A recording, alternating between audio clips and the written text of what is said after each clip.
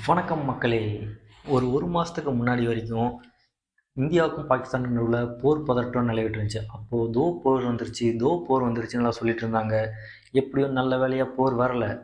ஆனால் உண்மையால இந்தியா பாகிஸ்தானுக்கு போர் வந்துச்சுன்னா இந்தியா ஜெயிக்குமா? உண்மை என்னன்னா போரில் இந்தியா ஜெயிக்கும், ஆனால் ஒரு நாடாக இந்தியா தோத்துரும். எப்படின்னு புரியல. வாங்க இந்த வீடியோவில் பார்க்கலாம். இப்போ இருக்கிற காலகட்டத்துக்கு ஒரு நாட்டுக்கு எது ரொம்ப முக்கியம்னா அந்த நாட்டோட பொருளாதாரம், அந்த நாட்டோட ஜியோ பொலிட்டிக்கல் இன்ஃப்ளூயன்ஸாக இருக்கட்டும், அந்த நாட்டோட மக்கள் நலனாக இருக்கட்டும், எல்லாமே நாட்டோட பொருளாதாரத்தை நம்பி தான் இருக்குது. இப்போ இந்த நாட்டோட பொருளாதாரத்தை வளர்க்குறதுக்கு நமக்கு நிறைய ரிசோர்ஸஸ் ஃபண்ட்ஸ் எல்லாம் தேவைப்படுது. ஆனால் இப்போ இருக்கிற காலகட்டத்தில் ஒரு வார் அப்படின்றது சாதாரண விஷயம் இல்லை. அது ரொம்ப காஸ்ட்லியான ஒன்று. அதுக்கு நாம் நிறைய செலவு பண்ண வேண்டியிருக்கு. ஒரு ரஃபேல் ஏர்க்ராஃப்ட் எடுத்துக்கிட்டோன்னா அதோட விலை 600 கோடி 700 கோடி. பிரம்மோஸ் மிசைலோட விலை 40 லட்சம் 50 லட்சம் இருக்கும். இப்போ நம்ம நிறைய ட்ரோன்ஸ் யூஸ் பண்ணுறோம், அது இல்லாமல் நம்ம டேங்க்ஸ் யூஸ் பண்ணோம், ஹெலிகாப்டர்ஸ் யூஸ் பண்ணோம். இதெல்லாம் வச்சு பார்க்கும்போது இது ரொம்ப பொருள் செலவு அதிகமாக இருக்கும். பொருள் செலவும் இருக்கும், போர்னு பொருள் சேதமும் இருக்கும். இப்போது இவ்வளோ செலவாகுது, இதுக்கு காசு எங்கேருந்து வரும்? நமக்கு பொருளாதார வளர்ச்சிக்கும் மக்கள் நலனுக்காகவும் வச்சுருந்த காசை தான் கவர்மெண்ட் டைவர்ட் பண்ணி வாருக்காக யூஸ் பண்ணிப்பாங்க. அப்போது பொருளாதாரமும் அடி வாங்கும், மக்கள் நலனும் அடி வாங்கும். இதனால் இப்போ சாமானிய மக்கள் எப்படி பாதிக்கப்படுவாங்கன்னா, இன்ஃப்ளேஷன் விலையேற்றம் அதிகமாக இருக்கும், அன்எம்ப்ளாய்மெண்ட் அதிகமாக இருக்கும், ஃபாரின் இன்வெஸ்ட்மெண்ட்ஸ் குறைஞ்சிரும், எக்கனாமிக் டெவலப்மெண்ட் இருக்காது, தொழில்துறை வளர்ச்சி இருக்காது, இருக்கிற எம்ப்ளாய்மெண்ட்டும் குறைஞ்சிக்கிட்டே வரும். இதெல்லாம் போயிட்டுருக்க ஒரு பக்கம். இதனால் என்ன ஆகும்னா கவர்மெண்ட்டுக்கு டேக்ஸ் குறைஞ்சிரும். கவர்மெண்ட்டுக்கு டேக்ஸ் குறைஞ்சா திரும்ப டேக்ஸ் ரேட் அதிகம் பண்ணுவாங்க. இது எல்லாம் சேர்ந்து யாரை ரொம்ப அதிகமாக பாதிக்கும்னா அடித்தட்டு மக்களை தான். லோவர் மிடில் கிளாஸையும் அதுக்கு கீழே இருக்கவங்க அதிகமாக பாதிக்கப்படுறது. போர்னால் பாதிக்கப்பட்ட வரலாறு இந்தியாவுக்கே இருக்குது. நம்ம 1962லேயும் 1965லேயும் சைனா கூடவும் பாகிஸ்தான் கூடவும் ஒரு வார் போனோம். அதனால் நம்ம தேர்டு ஃபயர் பிளானே ஃபெயிலியர் ஆயிடுச்சு. இப்போ ரீசெண்டாக இருக்க எக்ஸாம்பிள் உக்ரைன் தான். உக்ரைன் ரஷ்யா போருக்கு முன்னாடி அது ஒரு நல்ல செழிப்பான கண்ட்ரி தான். இன்னும் சொல்லப்போனால் உக்ரைன் அக்ரிகல்ச்சர் ப்ரொடியூஸில் ஒரு முன்னணி ஏற்றுமதி நாடாக இருந்தது. இந்தியாவே சன்ஃப்ளவர் ஆயில்லாம் அங்கேருந்து இம்போர்ட் பண்ணிகிட்டு இருந்தோம். ஆனால் இப்போது உக்ரைனோட நிலைமை, யூஎன் வேர்ல்டு எக்கனாமிக் ஃபோரம் அதோட ரிப்போர்ட் படி 3ல் ஒருத்தருக்கு அங்கே சாப்பாடே இல்லை உக்ரைனில். இது எத்தனை ரஷ்யா உக்ரைன் போர்னால. இது எல்லா நாட்டுக்கும் பொருந்தும். இந்தியா ஒரு போருக்கு போனாலும் இதே நிலைமை இந்தியாவுக்கு வரதுக்கான வாய்ப்பும் இருக்குது.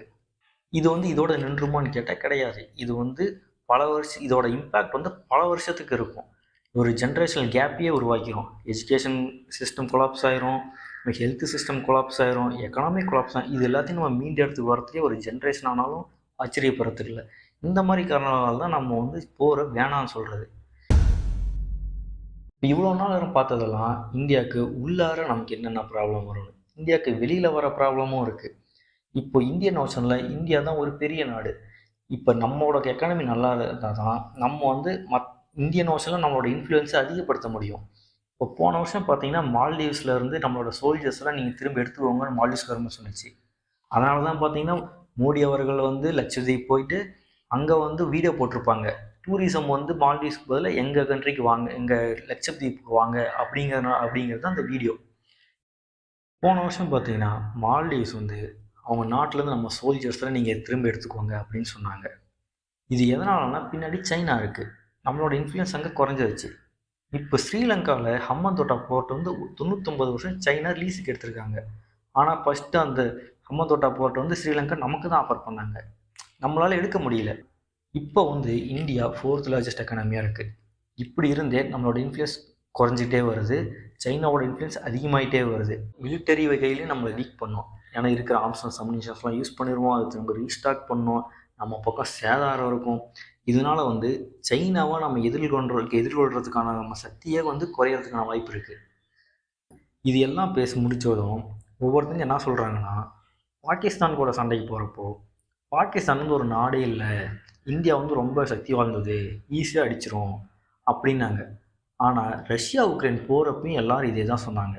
போர் ஒரு வாரம் தான் வரும், 2 வாரம் தான் வரும்னாங்க. அதிகபட்சம் ஒரு 2 மாதத்துல நின்றுனாங்க. ஆனால் இன்னும் தொடர்ந்துகிட்டே இருக்குது. ஏன்னா உக்ரைன் சின்ன கண்ட்ரி தான், ரஷ்யா பெரிய கண்ட்ரி தான். ஆனாலும் போர்னு ஒன்று ஸ்டார்ட் ஆச்சுன்னா உக்ரைனை நிறைய கண்ட்ரிஸும் பேக் பண்ணாங்க, நம்ம பாகிஸ்தான் கூட சண்டைக்கு போனாலும் பாகிஸ்தானையும் நிறைய கண்ட்ரி பேக் பண்ணுவாங்க. இதே மாதிரி நம்ம பாகிஸ்தான் கூட சண்டைக்கு போனாலும் வார் வந்து ஒரு மாதத்துலேயே நம்ம முடியாது, ரொம்ப இழுத்துக்கிட்டே போவோம். நம்ம பக்கமும் சேதாரமாக இருக்கும், அவங்க பக்கமும் சேதாரம் இருக்கும். இப்போ பாகிஸ்தான்கிட்ட வந்து அவங்ககிட்டயும் நிறையா வார்ஸு, அம்யூனிஷன்ஸு, வெப்பன்ஸ்லாம் வச்சுருக்காங்க. ஆனால் இந்தியாவை வீழ்த்துற அளவுக்கு வச்சுருக்காங்களான்னு கேட்டால் கிடையாது. ஆனால் இந்தியாவுக்கு சேதாரம் ஏற்படுத்துகிற அளவுக்கு வச்சுருக்காங்க. அவங்க ஏற்படுத்துகிற சேதாரமே நம்மளை பல வருஷத்துக்கு பின்னாடி கொண்டு போயிடும். ஒரு எக்ஸாம்பிளுக்கு இப்போ அங்கே இருக்க ஒரு டேம் மேலே, போங் டேம் அப்படின்னாலும் அந்த டேம் மேலே ஒரு மிசைலை போட்டு அந்த டேமை உடைச்சிட்டா அதுக்கு அதை நம்பி இருக்கிற மக்களோட வாழ்வாதாரமும் எக்கனாமியும் கொலாப்ஸ் ஆகும். திரும்ப அந்த டேமை நம்ம பில்ட் பண்ணுறதுக்கு நம்ம செலவும் பண்ணணும். அதுக்கு இன்னும் டைமும் ஆகும். இன்னொன்று வந்து பாகிஸ்தானுங்கிறது வந்து ஆல்ரெடி ஒரு ஃபெயில்டு ஸ்டேட். அது ஆல்ரெடி ஃபெயிலியர் ஆயிருச்சு. அது இழக்கிறதுக்கு ஒன்றும் இல்லை. ஆனால் இந்தியாவுக்கு நிறையா இருக்குது. தொழில் வளர்ச்சி, எக்கானமி க்ரோ ஆகிட்டே இருக்குது. நம்ம ரீசெண்டாக 4th லார்ஜஸ்ட் எக்கானமியாக வந்திருக்கோம். பாவர்ட்டியை குறைச்சிக்கிட்டே வரோம். இப்போ ரீசெண்டாக வந்து நித்தி ஆயோக் ரிப்போர்ட்டில் வந்து கடந்த 9 வருஷத்தில் மட்டும் நம்ம 25 கோடி பேரை ஏழ்மையிலிருந்து மீட்டிருக்கோம். இது வந்து எவ்வளோ பெரிய சாதனை. ஏன்னா 25 கோடி பேருங்கிறது வந்து யூரோப்பியன் கண்ட்ரீஸில் நிறைய நாடுகளில் சேர்த்தா கூட இவ்வளோ பாப்புலேஷன் வராது. இதெல்லாம் வந்து அப்படியே ரிவர்ஸ் ஆகிரும் நம்ம வந்து இன்கேஸ் இந்தியா பாகிஸ்தான் வார் வந்துச்சுன்னா. பாகிஸ்தான்கிட்ட நியூக்ளியர் வெப்பன் இருக்குது. இப்போ எல்லாம் என்ன சொல்லுவாங்கன்னா நம்மகிட்டையும் தான் நியூக்ளியர் வெப்பன் இருக்குது, நம்மக்கிட்ட S-400 இருக்குது, தடுத்துக்கலாம் அப்படிம்பாங்க. இதே தான் இஸ்ரேலும் சொல்லிட்டு இருந்தாங்க, எங்ககிட்ட அயன் டோம் இருக்குன்னு. ஆனால் ஹமாஸோட அந்த ஈரான் 2 பேரோட தாக்குதல் என்ன தெரியுதுன்னா அதையும் பெனிட்ரேட் பண்ணி போக முடியும். அதே மாதிரி தான் S-400 அதை அவங்க வந்து ஒரு 10 மிசைல் அனுப்புகிறாங்கன்னா ஏதோ ஒன்று உள்ளார விழுந்துட்டா போதும். ஒரு நியூக்ளியர் வெப்பன் நம்ம நிலத்தில் விழுந்துச்சுன்னா அதோட பாதிப்பு வந்து பல வருஷத்துக்கு இருக்கும். கடைசி ஆப்ஷனாக நியூக்ளியர் பவர் தான் பாகிஸ்தான் யூஸ் பண்ணும். ஏன்னா அதுக்கு வேறு வழி இல்லை. இப்போ தோத்துருன்னு ஒரு நிலைமை வந்துருச்சு. இப்போ அதை வேறு என்ன பண்ணுவாங்க, நியூக்ளியர் வெப்பன் தான் யூஸ் பண்ணுவாங்க. அதனால் இந்த த்ரெட்டும் நமக்கு இருக்குது. இதனால் இந்த வீடியோவில் சொல்ல வருது என்னென்னா, எல்லாரும் போருக்கு போகலாம், ஏன் இந்த வெயிட் பண்ணுறீங்க, போருக்கு போய் பாகிஸ்தான் அடிக்க வேண்டியது தானே அப்படின்னு சொல்லிட்டு இருந்த டைமில் போர் அப்படின்னு ஒன்று வந்துட்டா எக்கனாமிக் கொலாப்ஸ் ஆகும், ஜியோ பொலிட்டிக்கல் இன்ஃப்ளூயன்ஸ் குறைஞ்சிரும், நம்மளோட மக்கள் வாழ்வாதாரம் குறையும். இது இல்லாமல் பாகிஸ்தானில் நமக்கும் ஒரு பெரிய சேதாரத்தை ஏற்படுத்த முடியும். அதனால் போரை வந்து ஒரு கடைசி ஆப்ஷனாக வச்சுக்கிட்டு வேறு ஆப்ஷனே இல்லை நமக்கு அப்படிங்கிறப்ப தான் நம்ம போருக்கு போகணுமே ஒழிய நம்ம போரை வந்து அவாய்ட் பண்ணுறது தான் புத்திசாலித்தனம். இதனால தான் பெரிய தலைவர்கள் எல்லாம் போரை அவாய்ட் பண்ணுறாங்க. 2019 புல்வாமா அட்டாக்கு பிறகும் இல்லை இப்போ நேரத்த பால்கம் அட்டாக்கு பிறகும் ஏன் பிரைம் மினிஸ்டர் வந்து வாருக்கு போகலன்னா இதுதான் ரீசன்ஸ். 2001 பார்லிமெண்ட் அட்டாக்கு அப்புறம் ஒரு இன்டர்வியூவர் வந்து அப்போ இருந்த பிரைம் மினிஸ்டர் வாஜ்பாய் அவர்கள்ட்ட கேட்குறாங்க, நீங்கள் எப்போ பாகிஸ்தான் மீது போர் தொடுக்க போகிறீங்க அப்படின்னு. அதுக்கு வாஜ்பாய் அவர்கள் சொல்கிறாங்க, நான் நினச்சாவோ இல்லை முஷரஃப் பாகிஸ்தானோட பொலிட்டிக்கல் ஹெட் அவர் நினச்சாவோ போரை தொடங்கிடலாம். ஆனால் 2 பேர் நினச்சாலும் போரை நிறுத்த முடியாது. ஏன்னா ஒன்ஸ் போர் ஸ்டார்ட் ஆயிடுச்சுன்னா அது எப்படி போகும்னு யாருக்குமே தெரியாது. இதனால் போரை வந்து ஒரு லாஸ்ட் ஆப்ஷனாக வச்சுட்டு பாகிஸ்தானை ஒரு இன்டெலிஜென்ஸ் ஆப்ரேஷன் மூலிமா அவங்க நாட்டுக்குள்ளாரே ஊடுருவி உள்ளார்ந்தே நியூட்ரலைஸ் பண்ணுறதும், பாகிஸ்தானை வந்து மற்ற கண்ட்ரிக்கு எக்ஸ்போஸ் பண்ணும். இவங்க தான் டெரரிஸ்ட்டை ப்ரொடியூஸ் பண்ணுறாங்க, இவங்களால தான் எங்களுக்கு த்ரெட் இருக்குது அப்படின்னு ப்ரொடியூஸ் பண்ணோம். அப்போ அந்த மாதிரி நம்ம எவிடன்ஸோடு காமிச்சோம்னா என்ன ஆகும்னா மற்ற நாடுகளுக்கோட சப்போர்ட்டும் வந்து பாகிஸ்தானுக்கு இருக்காது. பாகிஸ்தானை வந்து FATF கிரேட் லிஸ்ட்டில் போட்டுருவாங்க. FATF கிரேட் லிஸ்ட்டில் போட்டால் என்ன ஆகுனா மற்ற கண்ட்ரிஸ்லேருந்தோ இல்லை வேர்ல்டு ஆர்கனைசேஷன்கிட்ட இருந்து லோனோ ஃபண்ட்ஸோ வாங்குறது ரொம்ப கஷ்டமாக போயிடும். அப்போ ஃபண்ட்ஸ் இல்லைனா ஆட்டோமேட்டிக்காக இந்த மாதிரி நமக்கு இருக்க த்ரெட்ஸ் குறையும். இதுதான் இந்த வீடியோ. இந்த வீடியோ உங்களுக்கு பிடிச்சிருந்தா ஒரு லைக் பண்ணுங்கள், சப்ஸ்கிரைப் பண்ணுங்கள், உங்களோட தாட்ஸை கமெண்ட்டில் சொல்லுங்கள்.